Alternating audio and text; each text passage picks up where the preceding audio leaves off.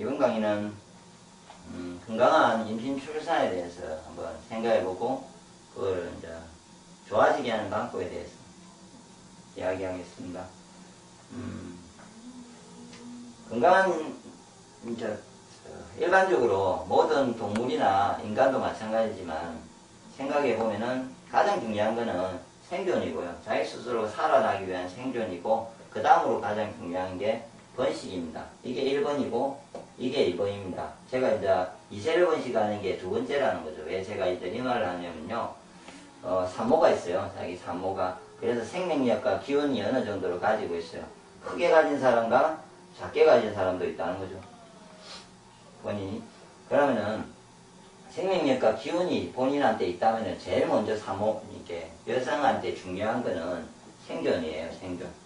스스로가 생존인데 뇌하고 그다음에 갈비뼈 안에 있는 이 장구가 이 두 가지 장구가 살아나는 게 가장 중요한, 내가 생활하기 위해서 가장 중요한 문제예요.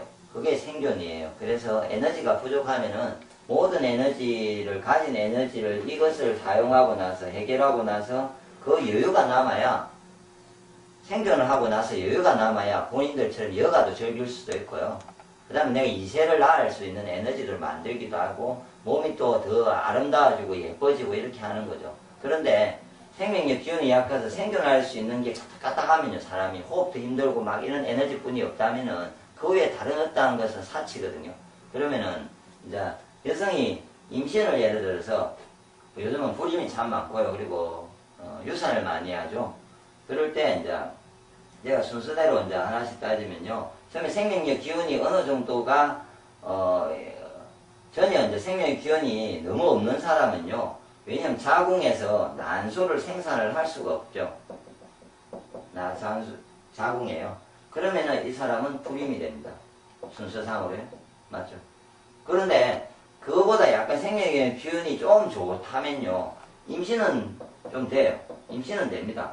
그런데 문제는 임신을 했다는 자궁에 태아가 어머니로부터 생명력 기운을 나눠서 써서 같이 자라야 되죠. 근데 같이 자라야 되는데 여성 산모 스스로가 생존하기가 태아가 크면 클수록 많은 생명력과 기운을 빼앗기게 돼 있어요. 그런데 주다가 스스로가 어떤 이유 때문에 좀 부실하게 지냈든지 건강하지 못하게 지냈든지 힘들게 지냈든지 아니면 스트레스를 왕창 받든지 그렇지 않으면 자체 에너지가 부족하다 보면은 태아한테 에너지를 주다가 생명력을 주다가 어느 순간에 멈춰질 때가 있죠. 그럴 때는 유산이 되기도 합니다. 유산. 멈춰지면요. 순간적으로 멈춰도 잠시라도 한 5분 이상이든 10분 이상이든 멈춰지면은 유산이 되는데 그 유산이 되고 나면은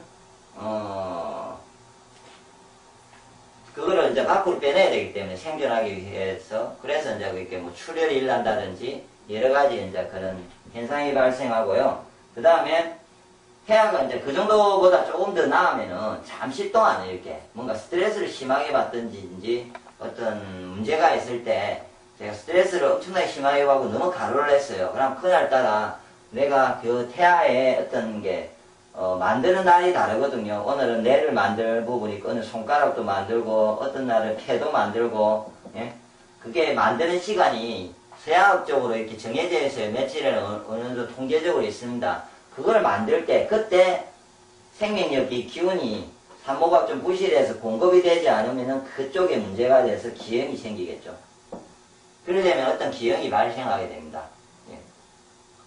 근데 그런 부분이까지도 이제 어느 정도를 기본적으로 해결이 됐어요. 그런데 생명력 기운이 좋아서 해결이 됐는데 애가 낳았는데 애가 충분한 에너지가 공급이 되지 않고 낳았다 칩시다. 스트레스를 많이 받고 그러면 애가 공급받은 내용의 기운이 미약하다 보니까 어때요? 상태가 생명력하고 기운이 약하잖아요.